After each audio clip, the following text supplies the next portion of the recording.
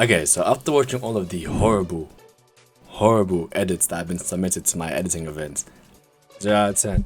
I think it's finally time that I took it upon myself to teach the people how to get better. Whether you just start editing or have like a little experience, we're gonna go through all of the basic stuff you need to know, you know, the different styles, the techniques, all of it. And over time, we're gonna learn the more advanced techniques. Okay, so to make this as user-friendly as possible, I'm gonna be including all of the project files, media used, presets, all of that on my website, which will be in the description below. So the way this series will work is we're gonna go through the fundamental things such as camera work, 3D, motion graphics, you know, text animations, all of that. Also, I want to incorporate a little demo at the end of each episode. I also want to make this as interactive as possible. So if you have any edits that you really like a lot and you don't know how to remake, send them to me and I'll try and break it down for you, a specific little transition or an effect, and we can go through it, create some examples, and hopefully expand off of that. Before we start, I'm literally 8 subs away from 10k, so please do me a favor and hit that subscribe button. So like without further ado, we're gonna start with the most basic things.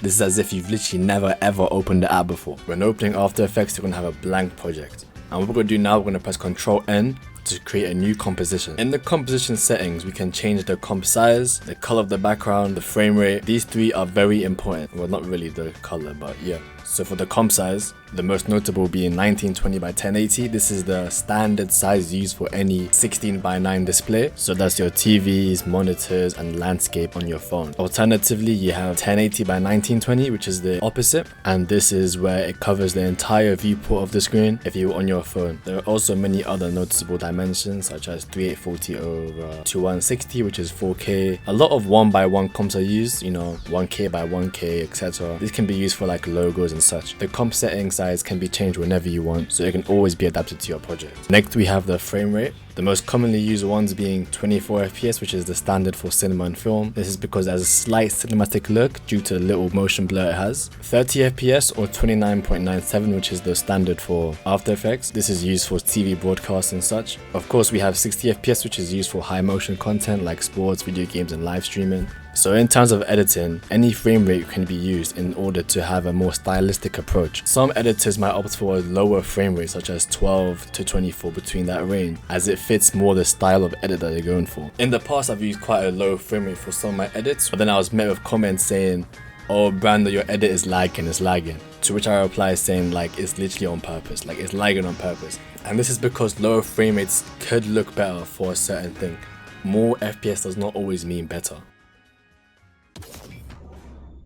Okay, so now that we've made our composition, we're going to go on to adding different layers, keyframes, and using graphs.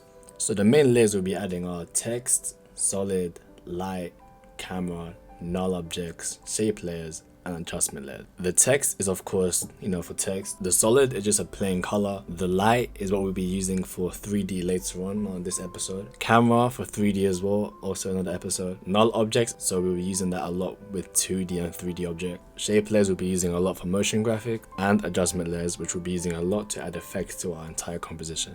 Okay, so now we're going to create a solid, and under the solid drop down menu we have transform. Under the transform settings we have the anchor point, position, scale, rotation, and opacity. So the anchor point is where the different transformations will evolve around. So if the anchor point is in the middle of the object, when scaling upwards, it scales from the middle, as opposed to if the anchor point was in the bottom left of an object, it would scale away from the anchor point. The position is of course what moves it around. The scale is the size, the rotation, you know, and opacity, as I said. So these values can just be changed either from just changing the number or on the screen using the layer controls. So now we're going to get into keyframes. Let's say I want to have this object move from the left to the right. I'm going to have it keyframed in the first position, press the clock, go forward a few frames, move the object over, and then keyframe it again. So now when I play it, the object moves from the left to the right. This is how simple it is to get anything to move. This can be applied to all of the transformations. Now comes the most important part, which are the graphs. So as you can see, the movement is pretty linear, meaning it just goes from left to right at a constant pace. Graphs are effectively speed ramps. So if we have a graph like this, then it will move fast at first and then slow down. If you have a graph like this, it will slowly ease in, get fast, and then slow down again. So it will peak at the middle. This graph is the opposite as the first one, so it slowly starts moving and then it speeds up the end. And then this graph, it goes fast, slows down in the middle, and then fast again. So there are two different type of graphs. We have the value graph, which is this line over here, and the speed graph. You're probably most familiar with the value graph, as it's one that you see mostly on different applications. So the speed graph is easier to work with. However, the value graph is more intricate unless you have more freedom over the speeds. Okay, so that will wrap it up for today's episode of Brando Breakdown. As you guys can see, it's my first time doing something like this, so I'm still trying to get the hang of things, you know, the voiceovers, the animations, and all of that.